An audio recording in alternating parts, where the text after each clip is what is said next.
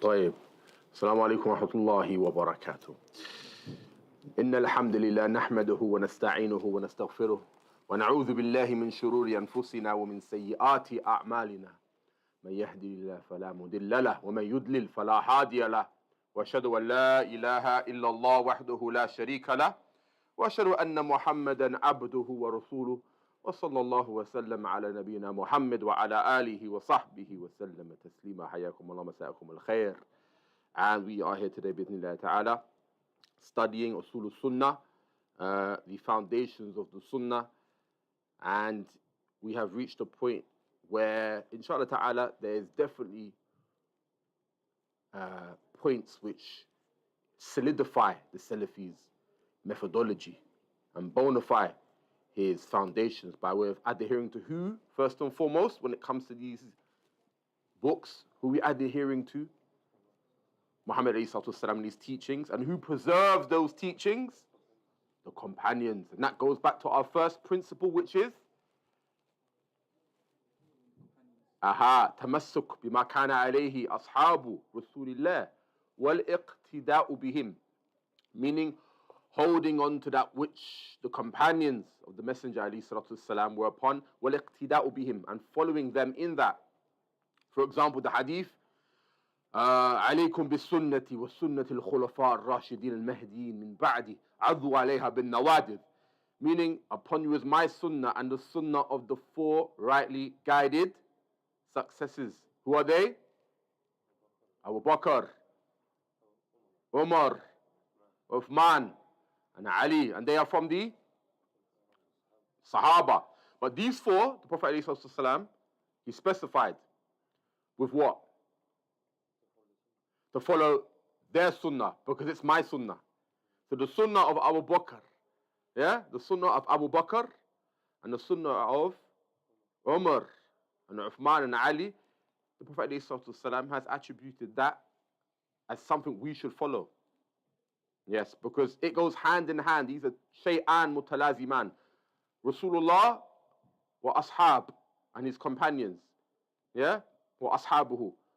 Who preserved the religion? The Sahaba. Who upheld it, fought the wars, brought forth the Quran that we have and we read. Sahaba. It makes no sense that these people are criminals and evildoers, but yet we have the religion that we have here today through them.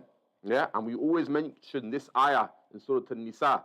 It's very important to know this in 115. وَمَنْ يُشَاقِقِ الرَّسُولَ مِنْ بَعْدِ, and whosoever opposes the messenger, whosoever contends with the messenger, وَمَنْ يُشَاقِقِ الرَّسُولَ مِنْ بَعْدِ مَا تَبَيَّنَ لَهُ الْهُدَى, whosoever opposes the messenger, contends with the messenger, after the guidance has been produced to him, put forth to him, made clear to him.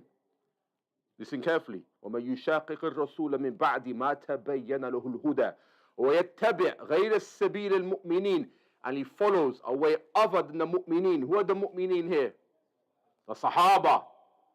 وَيَتَّبِعْ غَيْرَ السَّبِيلِ الْمُؤْمِنِينَ نُوَلِّهِ مَا تَوَلَّى وَنُصْلِهِ جَهَنَّمَ وَسَاءَتْ مَصِيرًا. نُوَلِّهِ مَا تَوَلَّى وَنُصْلِهِ جَهَنَّمَ وَسَاءَتْ مَصِيرًا. We shall cast him upon that path, i.e., and throw him into the hellfire. So there are two things which are very important to note down. If you oppose, and I mentioned this in the first couple lessons, the way of the Sahaba, this is going against basically the ayah, and you'll be left to your path. Yeah, so the first point is knowing that. And Shaykh Al-Bani always uses this as a proof. Yeah, Surah An-Nisa, verse 115. Yeah, and then the next point we mentioned, وَتَرْكُ الْبِدَعَ, and leaving off innovation. Sahih? That came after. وَكُلُّ بِدَعَةٍ فَهِيَ ضَلَالَةٍ, and all innovation is misguidance. وَتَرْكُ الْخُصُومَاتِ فِي الدِّينِ, وَتَرْكُ الْخُصُومَاتِ فِي الدِّينِ, and leaving off disputation within the religion. And تَرْكُ الْجُلُوسِ مَعَ أَصْحَابِ الْأَهْوَاءِ, and leaving off sitting with the people of desires, leaving off, sitting with them. فإذا رأيت الذين يخوضون في آياتنا فأعرض عنهم حتى يخوضوا في حديث غيره. And if you see those who enter upon our communications, our verses, with khawd, which means to basically speak about that which opposes the truth, as Abdurrahman al-Sa'di mentions in his tafsir, التكلم بما يخالف الحق, then you are to withdraw from them, because Ahlul Ahwa, that's what they do. They speak about that which opposes the verses of Allah, yeah, because they're upon other than the Sunnah, yeah. وترك المراء والجدال في الدين, and obviously ترك المراء والجدال في الدين, and leaving off, this praiseworthy argumentation within the religion. You can clearly see he's stubborn. He doesn't want to hear it anymore. You just told him Allah said this, he's still telling you about his sheikh in Poland, for example. He goes against the verses. He goes against the ahadith, and he's telling you about his hidden madhab in Sri Lanka, wherever it may be. No, Quran and Sunnah, fahm al-ummah. We go with the Quran and Sunnah and the understanding of, the first 3 generations. First and foremost, the Sahaba. وَالسُّنَّةُ عِنْدَنَا آثَارُ رَسُولِ اللَّهِ, and the Sunnah with us is the narrations of the Prophet ﷺ. Yeah, that's the Sunnah. These are some of the points we've gone through so far. A recap, muraja'a. وَالسُّنَّةُ تُفَسِّرُ الْقُرْآنِ. Who remembers this one? وَالسُّنَّةُ تُفَسِّرُ الْقُرْآنِ. Who remembers this one? Close. The Sunnah, it does tafsir of the Quran. What does that mean? It explains the Quran. The Sunnah explains the Quran. For example, the cutting of the thief, his hand. We know the hand should be cut, but where does it explicitly mention? Someone should be, have their hand cut from the, the wrist. Yeah? The Sunnah gives detail. Obviously, if it's a particular amount that he's stolen and what have you, and it's brought forth to a judge, it's carried out. And likewise, muta'ah, we find that within the Sunnah, and all sorts of things. For example, kayfiyat as-salah, how the prayer is established. When do we say tashahud? Is it in the first raka'ah or the third raka'ah? It's in none of them. It's in the second and the fourth. We learn that from the Sunnah. And what do we say in terms of sending salutations upon the Prophet ﷺ? We know to send salutations, that's in the Quran. How do we do it? The details are in the ahadith, the Sunnah. That's why we say وَآثَارُ رَسُولِ اللَّهِ, the narrations of the Prophet ﷺ. Yeah? وَالسُّنَّةُ تُفَسِّرُ الْقُرْآنِ, and the Sunnah explains the Quran. And no doubt the Quran يُفَسِّرُ بَعْضُهُ بَعْضًا, meaning the Quran does explain itself in many other places, but where there is sometimes ambiguity, we need a bit more, then we go to the Sunnah. So these are some of the things we've covered so far. Point 7, وَهِيَ دَلَائِلِ الْقُرْآنِ, وَهِيَ دَلَائِلِ الْقُرْآنِ, and by way of it, the Sunnah, it indicates back to the Quran. It gives its indications and shows verses pertaining to this and that. وَلَيْسَ فِي السُّنَّةِ قِيَاسٌ وَلَا تُدْرَبْ لَهَا الْأَمْثَالُ وَلَا تُدْرَكْ بِالْعُقُولِ وَلَا الْأَحْوَاءِ. So basically, وَلَيْسَ فِي السُّنَّةِ قِيَاسٌ, there's no analogy in the Sunnah if text is present. Yeah, وَلَا تُدْرَبْ لَهَا أَمْثَالُ, we don't bring forth examples. وَلَا تُدْرِكُوا بِالْعُقُولِ وَلَا تُدْرِكُوا بِالْعُقُولِ, and it's not to be comprehensible by of intellect. Yeah, we don't use our intellect to try understand the text. We go back to other narrations to bring forth true comprehension. And likewise, وَلَا الْأَحْوَاءِ, and desire, like أهل بدعة يَعْتَقِدُونَ ثُمَّ يَسْتَدِلُّونَ, they believe something, then they look for evidences. These people, they have a desire for something, then they look for the ambiguity within the Quran and go to it. And then mentioning towards the end, point 9, إِنَّمَا هُوَ اتِّبَاعٌ وَتَرْكَ الْهَوَى, verily, إِنَّمَا هُوَ اتِّبَاعٌ وَتَرْكَ الْهَوَى, verily it is only ittiba', following. We only follow. وَتَرْكَ الْهَوَى, and leaving off desires, as Ibn Mas'ud mentions. اتَّبِعُوا وَلَا تَبْتَدِعُوا فَقَدْ كُفِيتُمْ, follow and do not innovate, for verily you have been sufficed. That's Ibn Mas'ud, granted paradise. He's saying follow. He hasn't come with his own intellect, with his own sort of logic, and he's guaranteed paradise, but yet you come after, and there's questions about your Islam and your Iman, but yet you're throwing your intellect and desires upon text. This is incorrect. ومن السنة اللازمة التي من ترك منها خصلة لم يقبلها. And we mentioned this last week, yeah? And from the binding prophetic traditions that we must adhere to, And it's a quality, لم يقبلها, if someone's not to accept it, ويؤمن بها, and not believe in it. لم يكن من أهلها, he's not from its people. This is Imam Ahmad saying this. If you narrate something about the Sunnah and then, reject it, you're not from its people. Yeah? And then towards the end, al-imanu bil qadr khayrihi wa sharrihi. Al-imanu bil qadr khayrihi wa sharrihi. What does that mean? To believe in the divine decree, it's good and it's bad. Well done.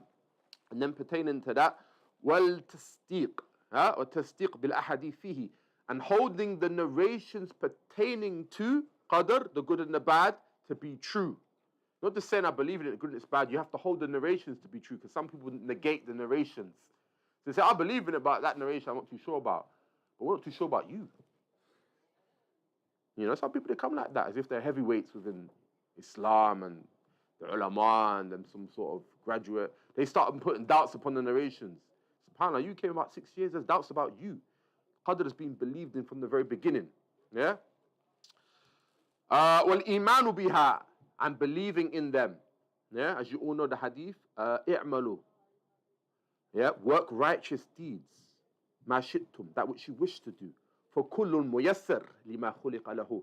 For everybody, for that which they've been created to do, Allah will facilitate that for them with ease. Yeah, so don't just say, oh, Allah decreed for me just to stand around in the rain all day and not look for food. No, you have the ability to act. Yeah, you have the ability to do. Allah gave you that. Yeah, Allah allowed you to do that. طيب. لا يقال لما, and it's not to be said lima, why?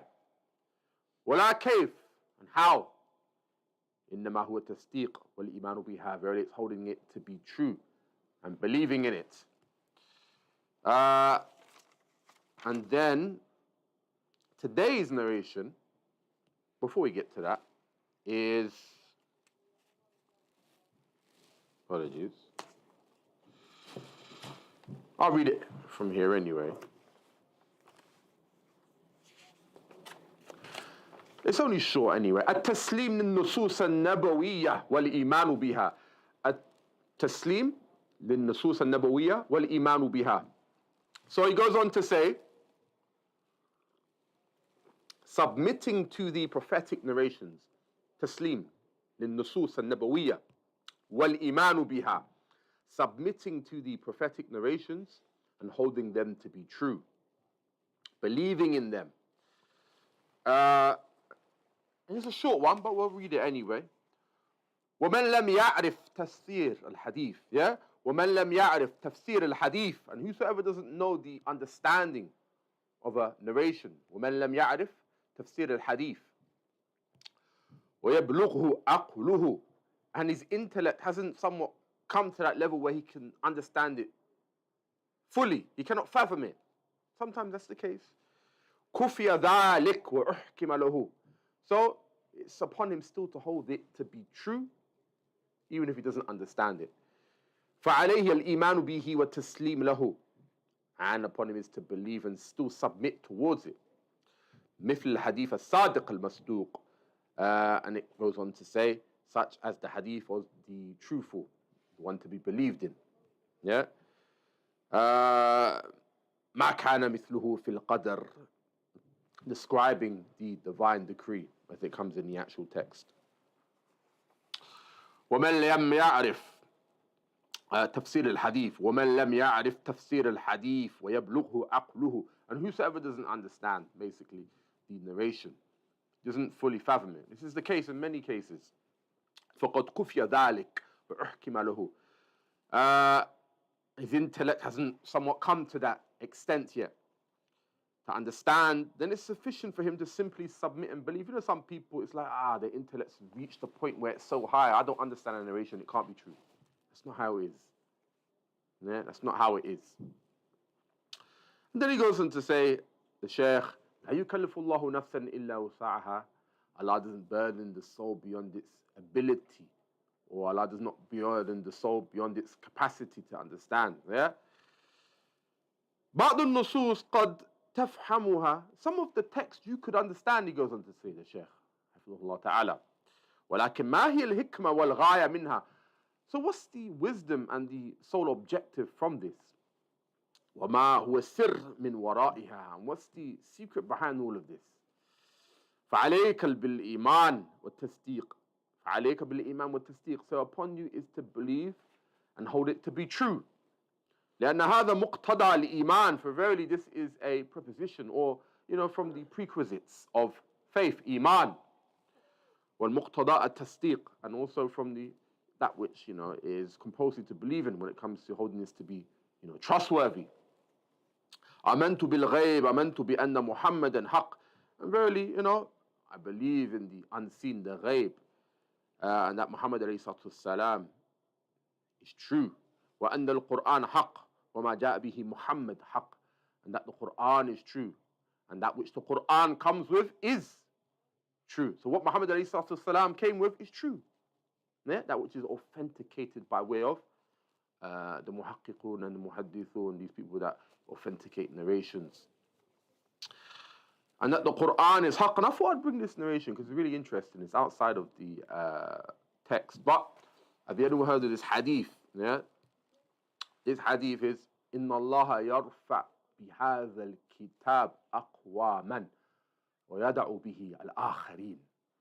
إِنَّ اللَّهَ يَرْفَعْ بِهَذَا الْكِتَابِ أَقْوَامًا وَيَدَعُ بِهِ آخَرِينَ. Verily Allah, by way of this book, He will elevate people and also bring them down. He will demise them by way of this book, the Quran, it being true.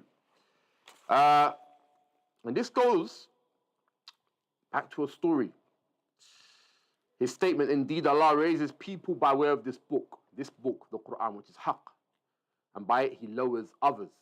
It's reported on, the authority of Umar, and there's a story leading up to this hadith. Nafi ibn Abd al-Harith met Umar at Usfan. Or Usfan is basically 80 kilometers northwest of Makkah. And Umar previously placed him in charge of overseeing the affairs of Makkah. Yeah?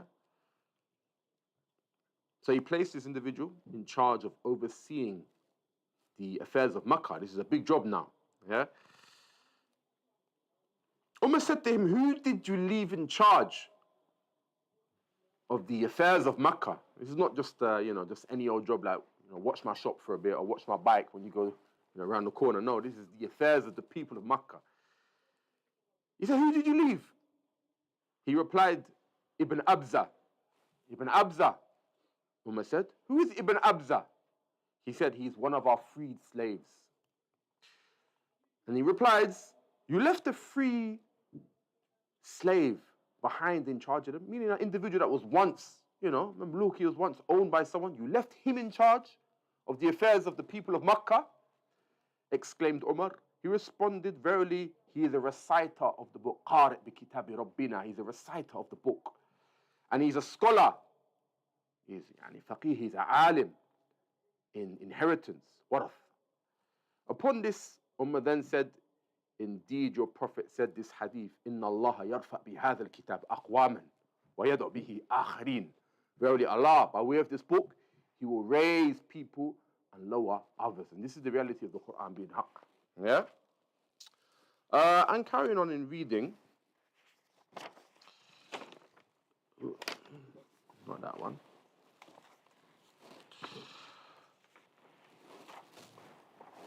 وَأَنَّهُ لَا يَنْتِقُ عَنِ الْهَوَى. And the Prophet ﷺ does not speak from desire. أَنَّهُ لَا يَنْتِقُ عَنِ الْهَوَى. He doesn't speak from desire. Because obviously we've been speaking about sitting with the people of desires. Yeah, the Prophet ﷺ doesn't speak from desire. فَمَا عَرَفْتَ فَحْمَدِ اللَّهِ. From that which you know, then praise Allah. وَمَا لَمْ تَعْرِفْهُ فَكُلُّهُ إِلَى عَمِلِهِ وَقَدْ كَفَاكَ. So that which you have knowledge of, then certainly praise belongs to Allah. That which you do not have knowledge of, leave it to the one who knows. And you've been sufficed. So that's that point done. Now, the second part. Al-imanu bi ru'yatillah. Al-imanu bi ru'yatillah. So this is also another foundation of this great book, which is Al-imanu bi ru'yatillah. Believing that Allah will be seen. Al-imanu bi ru'yatillah. And for anyone that's kind of wondering, you don't have to jot down all of the ahadith pertaining to the narration. Sometimes it's best just to write the title and maybe a few side benefits. That's it. You don't have to write down everything, yeah, because then you can go back over it later, inshallah. As the Salaf has said, قَيِّدُ الْعِلْمِ بِالْكِتَابَةِ, engraved knowledge by way of writing. Al-imanu bi ru'yatillah, believing that Allah will be seen. We're going to go into all of that. This is the chapter now, yeah? This is the actual chapter, yeah? Al-imanu bi ru'yatillah. التسليم للنصوص النبوية والإيمان بها, submitting to the prophetic narrations and holding them to be true. Because you know some people, they're like, I'm so intellectual now I can reject narrations. Yeah, we hold all of them to be true. Yeah, this is important. Because some people, they use this thinking that it has authority over the text. But you have to remember that which the Prophet ﷺ said is wahi. وَمَا يَنْتِقُ عَنِ الْهَوَىٰ إِنْ هُوَ إِلَّا وَحْيٌ يُوحَىٰ. Really, it is inspiration from his Lord. Yeah? Okay. وَمِثْلُ أَحَادِيثِ الرُّؤْيَا كُلَّهَا. And such as the narrations affirm that Allah will be seen, أي رؤية الله في الدار الآخرة, that Allah will be seen in the afterlife. رؤية الله في الدار الآخرة, Allah will be seen in the afterlife.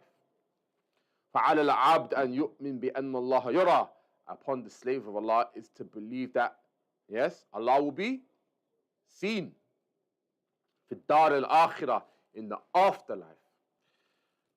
يراه المؤمنون, and the believers will see him. Inshallah. Allahumma ja'alna minhum. Allah make us from these people. Ameen. وَأَنْكَرَ الْمُعْتَزِلَةَ رُؤْيَةَ اللَّهِ, and the Mu'tazila, the deviated sect, party, they reject this. The Mu'tazila, it started off by way of two individuals, Wasil ibn Ata and Amr bil Ubaid. These two individuals, Wasil ibn Ata and Amr bil Ubaid, they were the individuals that brought forth and established this sect called the Mu'tazila. Because they did i'tizal, they withdrew themselves effectively from the circles of knowledge. Yeah? We'll go into their history another time, inshallah. But just for now, know that, bi'idhnillah. وَأَنْكَرَ الْمُعْتَزِلَةَ رُؤْيَةَ اللَّهِ فِي الدَّارِ الْآخِرَةِ. The Mu'tazila denied that Allah will be seen in the afterlife. بِنَاءً عَلَى شُبْهٍ بَاطِلَةٍ, built upon baseless falsehood, meaning doubts that are false. وَرَدَّ عَلَيْهِمْ أَهْلُ السُّنَّةِ بِالْحُجَجِ وَالْبَرَاهِينَ. And Ahlul Sunnah, they refute them by way of evidences and proofs. من كتاب الله, from the book of Allah, ومن سنة الرسول, and from the narrations of the Prophet ﷺ. ومن رد عليهم الإمام ابن القيم, and from those that refuted them are the scholars such as Ibn al-Qayyim. وممن رد عليهم الإمام ابن القيم رحمه الله. احتج ابن القيم بسبع آيات من القرآن, and Ibn al-Qayyim, he extrapolated from the Quran 7 verses. قد يستبعد الإنسان الاستدلال بها. And you know, a person may not realize how some of these verses can be used as a proof. So a person, generally speaking, this goes back to the layman. The layman, he looks at the ayat and he has a basic understanding, but the scholar, he has basira when he looks into the verses. He has, you know, a level of knowledge, a level of understanding that we don't have, generally speaking. As I always mention, remember the verse in the Quran, وَالسَّارِقُ وَالسَّارِقَةُ فَقَطَعُوا أَيْدِيهُمَا. So how is this verse? I remember Shaykh al-Nasir always used to say, الرد على الخوارج, because Allah says the male and the female slave cut their hand if they are to steal. How is this verse a refutation on the Khawarij? He would always say, how? How is it a refutation? He said, because when you look at the verse, sariqa is a major sin. And a lot of the Khawarij, not necessarily all of them, but a lot of them believe that anyone that perpetrates a major sin, then he is to be killed. But Allah never said kill the thief. He said cut their hands off. So it's a rad ala i'tiqadihim. It's a refutation. It repudiates the belief of the Khawarij, the deviated renegades. Yeah?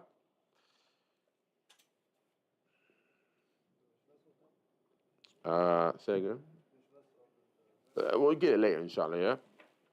Also, Abu Bakr al-Marwazi, who died 294 Hijri, he mentions, I asked Ahmad bin Hanbal about a hadith which the Jahmiyyah reject regarding the sifat, the attributes of Allah, and the believers seeing their Lord. This is not in the book, this is additional.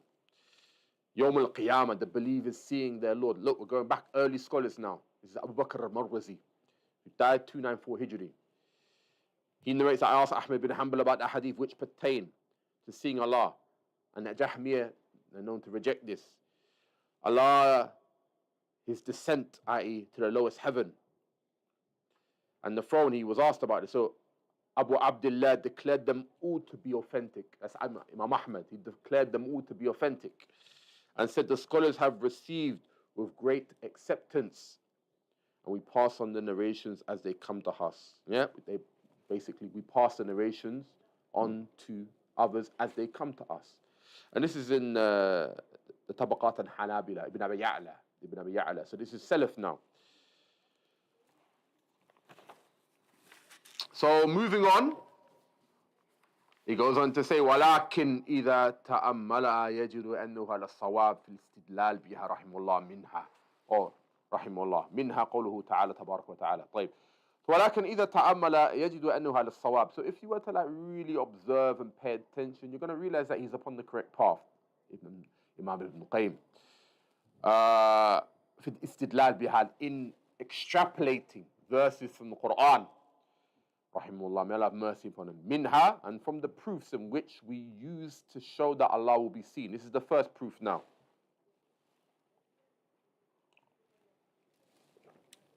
Apologies.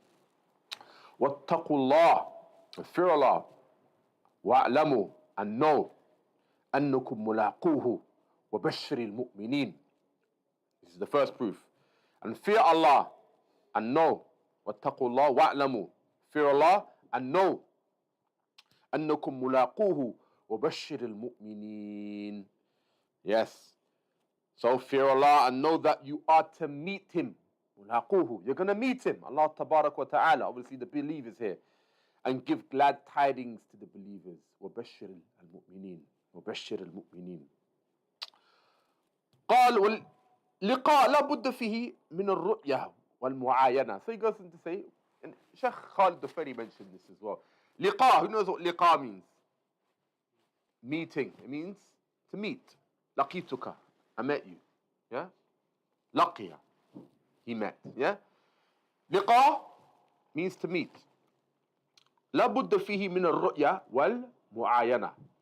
So when it comes to meeting, one of the most prolific points is that when you meet someone, it's established upon what? That you see them and you've spoken to them, generally speaking. Yeah, so it's a vision. You don't say, some might say this, I met him on the phone. Generally speaking, you say you've met someone you physically have met them. Yeah? Obviously with Allah this is a bit different, but I'm just saying, generally speaking, liqa is known. This is the ma'na, it's known.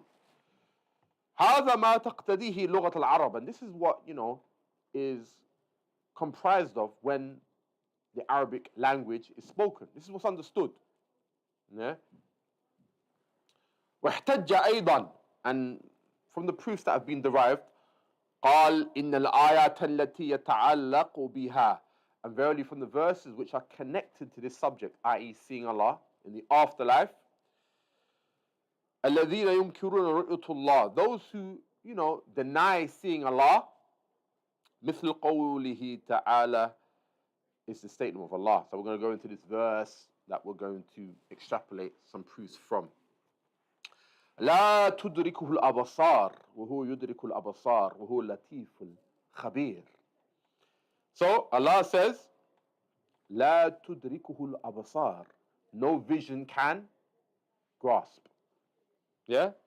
No vision can grasp Him. No vision can grasp Him. لا تدركه الأبصار وهو يدرك الأبصار. But His grasp is over all vision. Yeah? لا تدركه الأبصار, no vision can grasp Him. وهو يدرك الأبصار. But His vision is over all. He grasps all vision. And he is the most subtle and courteous, well acquainted with all things that we do. نقل شيخ الإسلام ابن تيمية. So Ibn Taymiyyah comes and brings forth something. أن الله لا يتمدح بمجرد النفي وإنما يتمدح بالنفي المتضمن لإثبات. وضرب أمثلة كبيرة لهذا وكثيرة لهذا. So Ibn Taymiyyah mentioned about this notion of the Mu'tazila that Allah does not praise himself by simply negating certain characteristics. Rather, he praises himself by negating certain characteristics and affirming others. And he mentioned a number of examples to express this point. So, like, you know, when sometimes people attribute certain things to Allah, like the Christians, what do they attribute to Allah? To a son. So what does Allah do in reference to this great accusation of falsehood? What does he do? He negates it. So when people, generally speaking, this is the outline of the Quran. I hope I'm saying the right word. This is how Allah outlines a lot of the verses. When something is negated about him, I mean, when something is said about him, when an accusation comes about Allah, he negates it. To basically certify that's not true. And then often he would use, for example, Subhanak, and glory be to him, meaning Subhanak, free, Allah is from this. Free, Allah is from this very statement. For example, when the Christians say that Allah, he slept on the 7th day, Allah would then go on to say X, Y, and Z, and he would negate fatigue, or being one who is overcome by fatigue. Yeah? And there's a verse about this. So Allah would negate it because it was said about him, this very thing. So Allah only negates when, generally speaking, an accusation of falsehood comes towards him. Yeah? So it's not from the ways in which, generally speaking, Allah speaks about himself, except when there's an accusation coming his way. But the Mu'tazila, they go into extreme. They just negate, and they don't affirm in that regard. وَهُنَا قَوْلُهُ لَا تُدْرِكُهُ الْأَبَصَارِ. And from his statement, yeah, no vision can grasp him. فِيهِ إِثْبَاتُ الرُّؤْيَةِ. From it is the affirmation of ru'ya, vision. Why? لأنه ما نفى الرؤية. Why? Because he didn't negate ru'ya, vision. He didn't negate vision. Listen carefully. وَإِنَّمَا نَفَى الْإِحَاطَةِ. Verily, he negated that one can encompass an understanding. Yes? Verily, he negated what? That. So basically, in this verse is an affirmation that Allah will in fact be seen in the hereafter, because he did not negate that he will be seen. Rather, he negated that sight can grasp him. So he's negating what here? That sight can grasp him, meaning encompass him. So there's a difference here. He's negating what? That sight can grasp him. Al-ihata. Al-ihata. Wallahu la yuhitu bi shay. Yeah? And Allah is not encompassed by anything. Wallahu la yuhitu bi shay. Allah is not encompassed by anything. And then he goes on to say, وَأَنْتَ تَرَى الشَّمْسِ وَتَرَى السَّمَاءَ. And when you see basically the shams, you see the sun, you see the skies. وَتَرَى كَثِيرًا مِنَ الْمَوْجُودَاتِ. And you see many things from that which is present in animate. وَلَا تَسْتَطِعَ الْإِحَاطَ بِهَا. But you don't have the ability to fully encompass that. Like, for example, when you see the skies, like, you see part of the sky. You know it's there, but do you fully encompass it? No. You know that when you fly in the airplane, when you go deep into the sky, you speak, subhanAllah, look at the sahab, look at the clouds. You know, it's like subhanAllah, you know, some people, they climb Mount Everest. Yeah, they climb this great mountain for days. Some people don't make it. Yeah, they go for long treks and they go all the way to the top of the mountain. When they get to the mountain, they look down. What do you think the first thing they say is? Even non-Muslims say it. Like, wow. Not even, oh my God, but look at this creation. Look at that which is below us. Yeah? And that's just from a particular perspective with a very, shortened version of eyesight, if that makes sense. A very finite understanding of vision. Yeah? And then he goes on to say, وَإِن كُنْتَ تَرَاهَا فِي الْجُمْلَةِ, even if you saw it in its, whole capacity. So this is the reality. Yeah?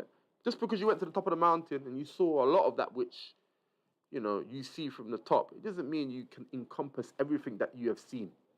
But you see a lot. كذلك الآية الأخرى قوله تعالى لموسى, and also the verse in regards to Allah mentioning to Musa, لن تراني, you will not see me. لن تراني, you will not see me, Allah said. Yeah? طلب موسى من ربه أن يراه. So Musa alayhi salatu wasalam requested from his Lord that he see him. لو كان هذا الأمر محرم أو مستحيلا, if this affair was something haram or impossible, Musa wouldn't have asked it. ما سأل موسى هذا. Musa wouldn't have asked this if it was something haram. Yeah? Because the Anbiya don't ask for things that which are haram. Yeah? لكن قال الله لن تراني, you cannot see me. ما قال لا تراني, he didn't say, you're not able to see me. He said, you'll not see me, meaning for now. لن تراني يعني الآن, meaning you're not going to see me for now. And the tafsir goes on to say, فإنه لو أراد النفي الرؤيا, but if Allah wanted to negate ru'ya, vision, completely, he would have said, لا تراه الأبصار, no vision at all. Yeah?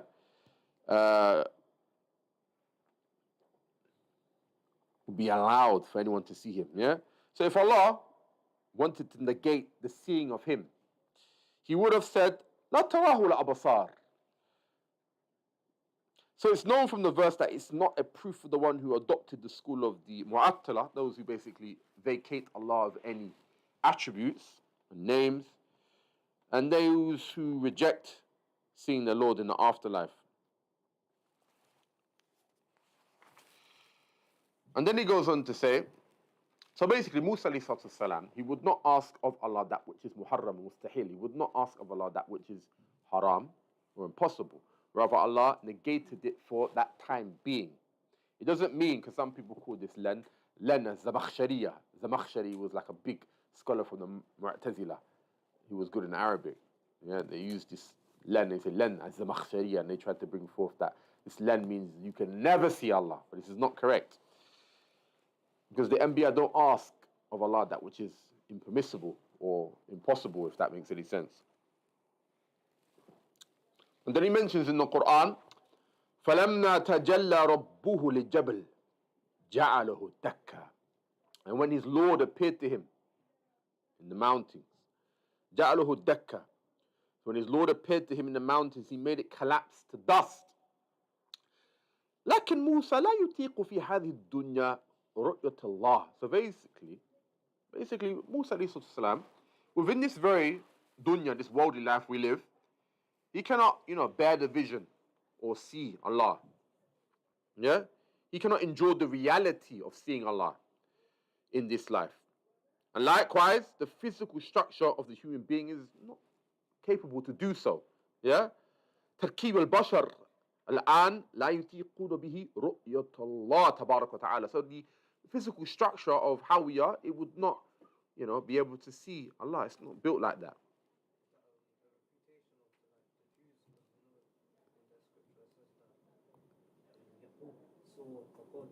Because remember when you quote the Jews, there is tahrif, there is distortion by way of their own book. And we'll get to that inshallah, yeah? Because it's funny you mentioned that. The Jews, when they speak about Allah, this first madhab of nafi, just to negate, actually came from them. They became so scared to speak about Allah, all they could do is negate. Allah's not this, Allah's not that. So the Mu'tazila actually get this from the Yuhud, just to negate and negate. They will never affirm. There's madahib within the Yuhud, madahib meaning there's schools of thought, but one of the most extreme ones is that they don't say anything about Allah in affirmation, just they negate. And we met one, funny enough, subhanAllah. They would not say anything about Allah. They'll say Allah, or God in this case, he's not ignorant. Or you can't say he's not knowing. They would never affirm for Allah. So this actually goes back to the Yuhud. Yeah? And I always mention this, all of the innovations that you see today, they come from non-Muslim sources, alien thought outside the spectrum of Islam. Yeah? Just like the negator of Qadr, Sawsan. Yeah? He was a Christian that became Muslim, then apostated again. It came from alien thought, things outside of the Sawsan. Sawsan, yeah, from Iraq. Well, we'll get to that. I think I mentioned it last week, yeah? And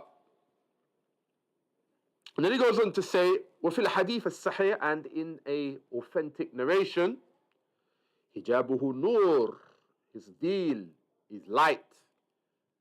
لو كشفه لأحرقت صبحات وجهه ما انتهى إليه بصره من خلقه.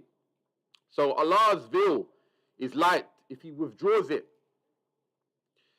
the veil, the splendor of his face would consume his creation so far as the sight reaches. Allahu Akbar.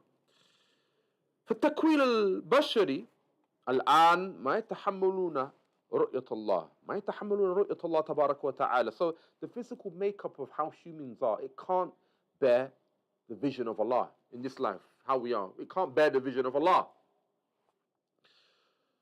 فإذا كان الجبل يندك تجلي الله عز وجل فكيف يطيق الإنسان رؤيته.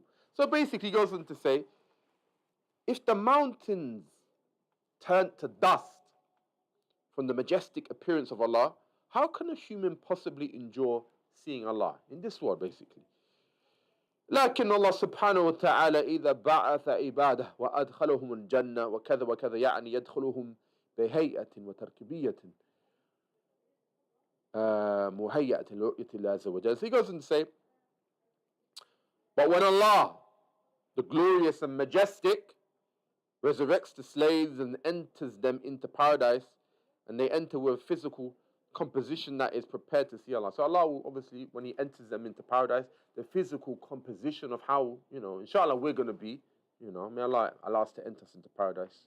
I mean, when we, or those people, the Muslims that enter into paradise, the physical composition of how humans will be different. Yeah?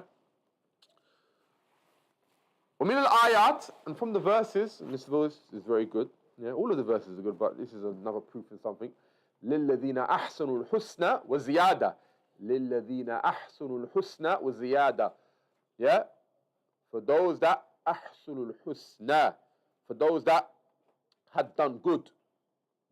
Yeah? For those that had done good وزيادة.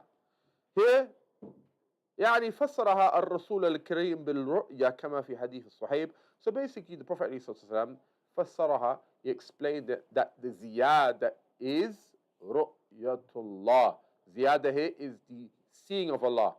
لِلَّذِينَ أَحْسَنُوا الْحُسْنَى وَزِيَادَةً, meaning those that do good, they get husna, jannah, وَزِيَادَةً, seeing Allah.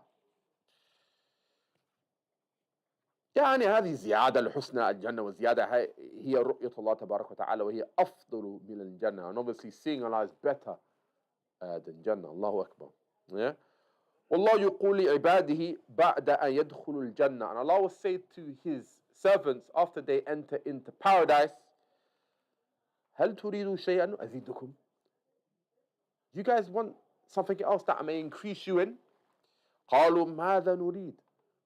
They will say, what shall we need? Or what shall we want? ماذا نريد? What shall we want after this? بيضت وجوهنا. يعني you've glistened and made our faces white. وأدخلتنا الجنة, and you've entered us into paradise. وعطيتنا, and you've given us everything and just given. فيتجلى لهم ربهم, and Allah will appear to them. فما يتنعمون بنعمة. So at that point, their Lord will appear to them. يتنعمون بنعمة ولا يجدون أفضل من رؤية الله تبارك وتعالى. And so they will not enjoy or find any blessing better than seeing Allah, and the blessed, the Most High.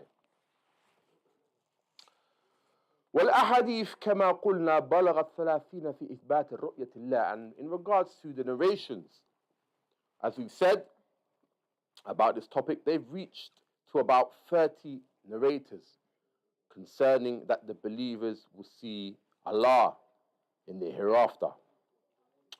منها حديث جرير وحديث أبي هريرة. And from them are the narrations of Jarir and Abu Hurraira. He goes on to say, and this is found in Kitab al-Tawheed, yeah, Bukhari. باب وجوه يومئذ ناظرة إلى ربها ناظرة. This is where the narration is found, Kitab al-Tawheed. ترون ربكم, yeah, ترون ربكم عيانا. ترون ربكم عيانا, and you will see your Lord.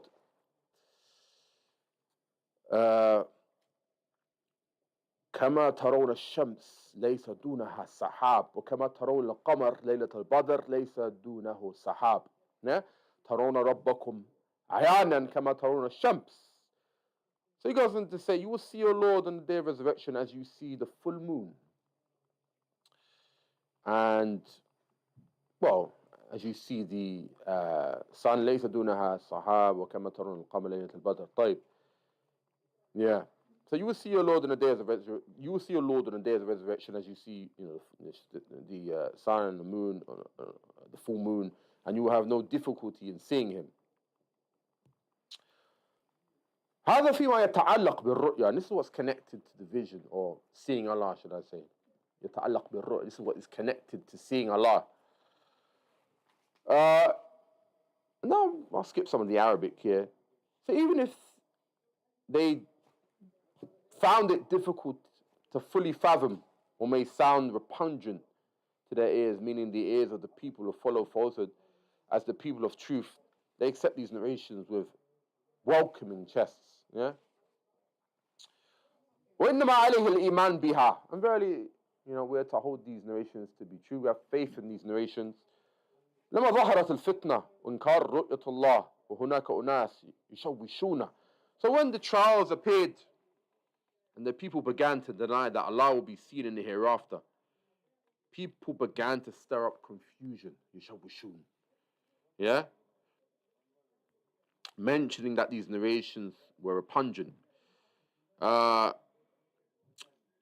any of you become confused from this hadith or Abu Hurraira about seeing Allah or the verses? None of you become confused. This is Shaykh Rabi' speaking.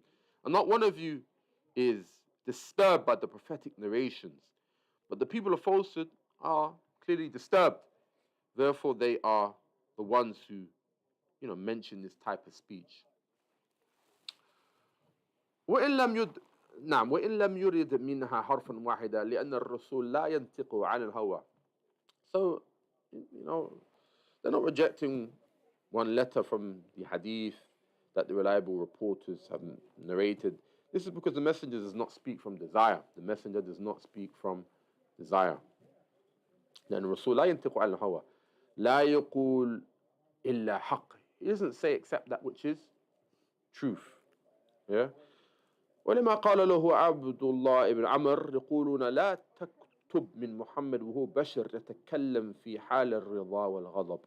So he only says, the messenger عليه الصلاة والسلام, that which is true.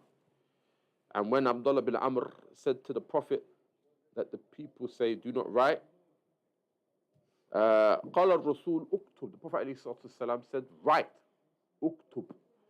والذي نفسي بيدي لا يخرج إلا حق. And that which comes out of, that which I say is truth.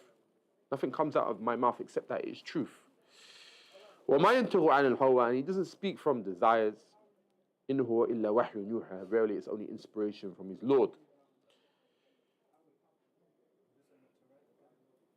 Nah? Abdullah bin Umar there.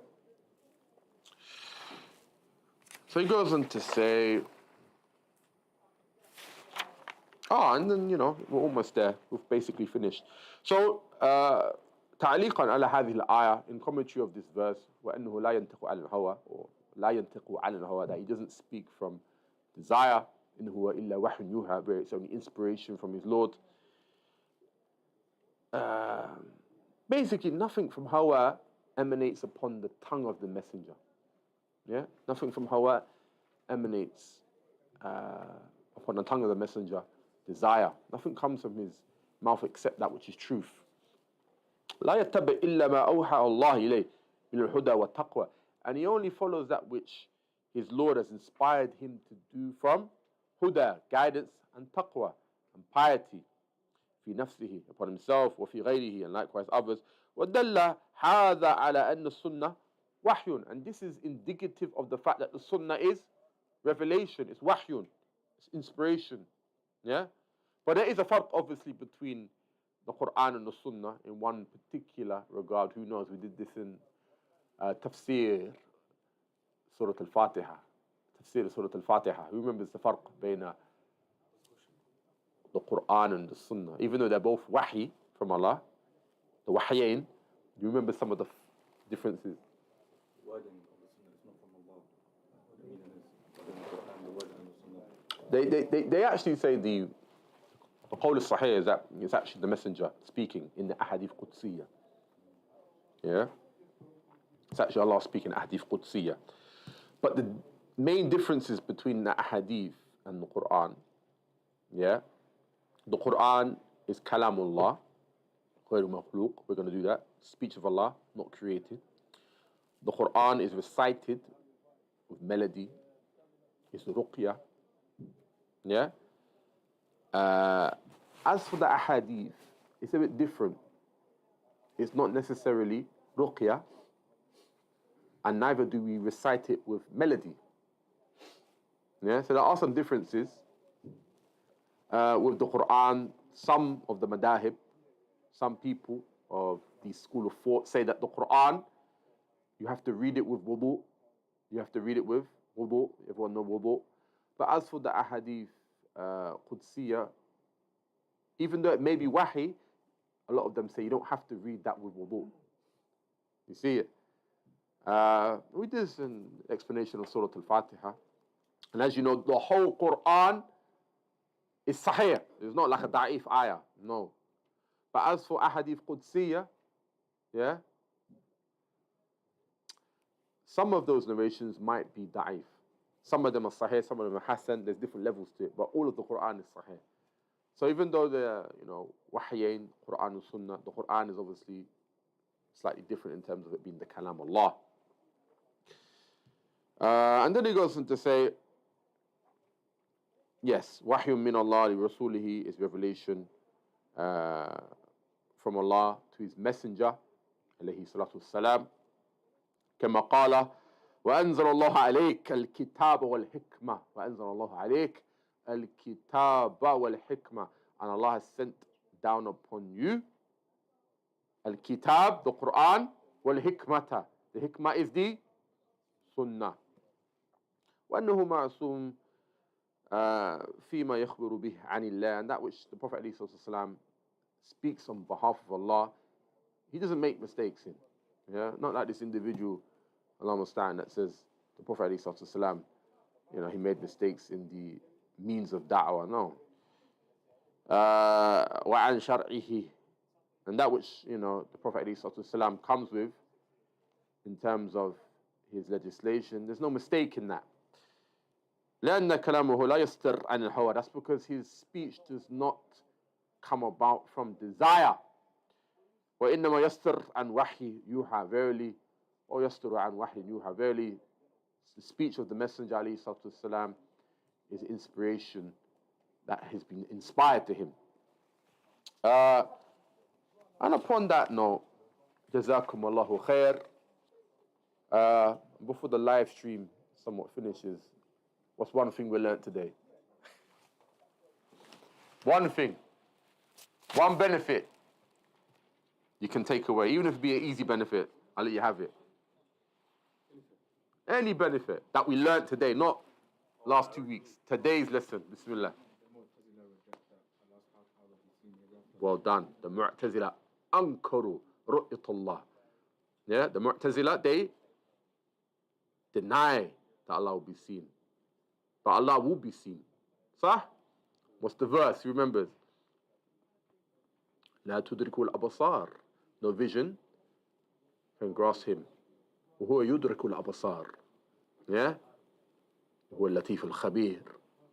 Yeah? So Allah is negating that vision, i.e. can grasp him. But like in all vision grasps Or basically, yeah, his vision grasps all. Yeah. This verse is a proof that Allah, yeah,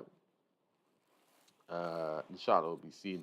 And also the ahadith, Tarona Rabbakum ayanan, you will see your Lord clearly. Any other benefits? What else did we take?